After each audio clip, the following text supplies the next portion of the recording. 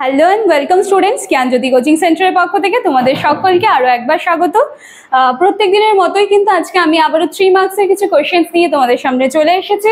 টপিকে যাওয়ার আগে আমি একটু তোমাদেরকে বলে নিতে চাই, দেখো তোমাদের এবছরে এডুকেশনে সেকেন্ড সেমিস্টারে যে সমস্ত সিলেবাস তোমাদেরকে প্রোভাইড করা হয়েছিল তার যতগুলো টপিক ছিল আমার দ্বারা যতটা সহজভাবে তোমাদের সামনে রাখা সম্ভব ছিল আমি কিন্তু আমার পুরো চেষ্টাটা করেছি এবং আশা রাখছি যে তোমরা ক্যামেরার ওপাশ থেকে যারা প্রত্যেক দিন কম বেশি আমাদের জ্ঞানজ্যোতি কোচিং সেন্টারের সাথে যুক্ত হয়ে আছো তোমরাও জিনিসগুলোকে ততটাই সহজভাবে সুন্দরভাবে বুঝতে পেরেছো।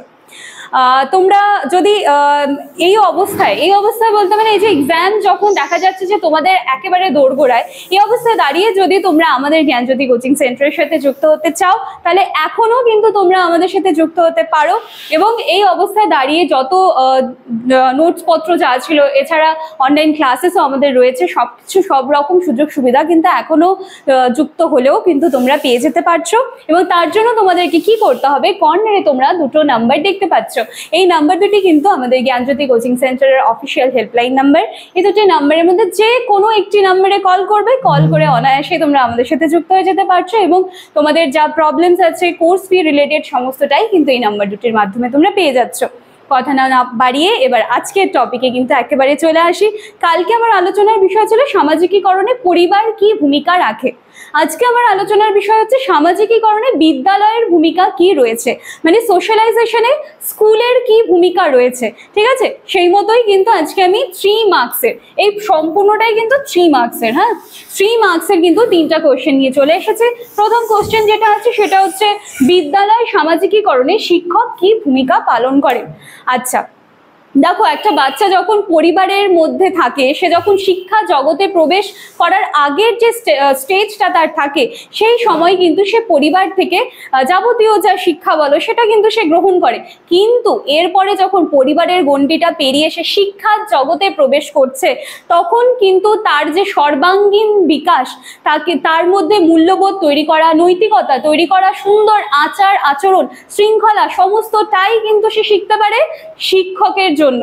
এবং এছাড়াও একজন শিক্ষকের সুন্দর সুষ্ঠু আচার আচরণ কিন্তু অবশ্যই শিক্ষার্থীদের ওপর কিন্তু একটা প্রভাব ফেলে যায়। এজন্য শিক্ষকদেরকেও কিন্তু এর সাথে সাথে সুন্দর ব্যক্তিত্বের অধিকারী হতে হবে, যার ফলে কি হবে যে তাদের যে আচার আচরণটা রয়েছে সেটা কিন্তু অবশ্যই শিক্ষার্থীরা কিন্তু সেটা অবশ্যই ফলো করে এবং তারা চায় যে সেই সুন্দর আচার আচরণকে তাদের নিজের জীবনে রেখে কিন্তু তারা নিজেদেরকে একটা সমাজে সুন্দর জায়গায় কিন্তু নিয়ে যাওয়ার চেষ্টা করে। তো অবশ্যই শিক্ষকের ভূমিকা দেখো যতটা বলবো ততটাই কিন্তু কম হয়ে যায় আর কি। শিক্ষা যদি মনে করে যে একটা জ্ঞানের যদি আলো বলো তাহলে এই আলোটা কিন্তু শিক্ষক নামক প্রদীপ থেকেই আমরা পাই, তাহলে শিক্ষকের অবদান যত বলবো ততটাই কম হয়। চলো 3 মার্কসের জন্য তোমরা এত সুন্দর করে এবার সাজিয়ে লিখে নেবে, আমি বলে দিলাম।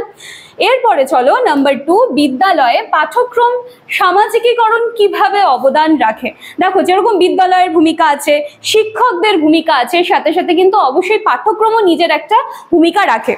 দেখো পাঠ্যক্রমের ফলে কি হচ্ছে যে বিদ্যালয়ের পাঠ্যক্রম শিক্ষার্থীদের মধ্যে বিভিন্ন সামাজিক সাংস্কৃতিক আচার রীতিনীতি এইগুলোকে কিন্তু শিক্ষার্থীদের সাথে পরিচিত করানোর চেষ্টা করে।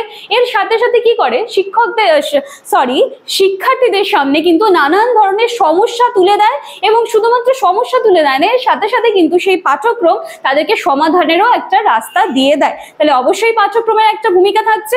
এরপরে লাস্ট ওয়ান, নাম্বার 3, বিদ্যালয়ের পরিবেশ কিভাবে শিক্ষার্থীদের সামাজিকীকরণে সাহায্য করে।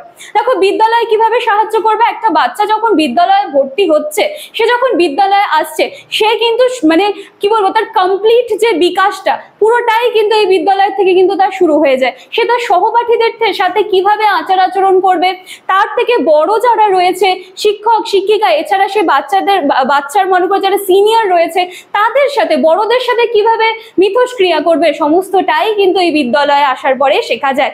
এছাড়াও বিদ্যালয় থেকে নানান ধরনের যে সহপাঠ্যক্রমিক কার্যাবলী যেগুলো রয়েছে, মনে করো নানান ধরনের ডিবেট কম্পিটিশনস গুলো থাকে, এছাড়া আরো নানান ধরনের যে অ্যাক্টিভিটিস গুলো থাকে এগুলোর মাধ্যমে কিন্তু প্রত্যেকটা বাচ্চা তাদের নিজেদের মধ্যে লুকানো যে সুন্দর পসিবিলিটিস গুলো আছে সেগুলোকে যেমন তুলে আনতে পারে, একটা লিডারশিপ, হ্যাঁ সবকিছুতে একটা নেতৃত্ব করার যে মানসিকতা সবটাই কিন্তু তারা বিদ্যালয়ে অংশগ্রহণ করার পর আস্তে আস্তে তারা কিন্তু শিখতে পারে। তো এই হলো আজকে আমার আলোচনার বিষয়। কালকে আমি পরিবারের ভূমিকা আলোচনা করেছিলাম সোশ্যালাইজেশনে, এবং আজকে আমি সোশ্যালাইজেশনে বিদ্যালয়ের ভূমিকাটা আলোচনা করলাম। আশা করি আজকের ভিডিওটা ভালো লাগবে। ভালো লাগলে কিন্তু লাইক, কমেন্ট, শেয়ার, সাবস্ক্রাইবের আশা রাখলাম। নেক্সট দিনে আরো 3 মার্কসের কিছু কোশ্চেন নিয়ে আমি চলে আসবো। তো চলো দেখা হচ্ছে নেক্সট দিনে ক্লাসে। Thank you.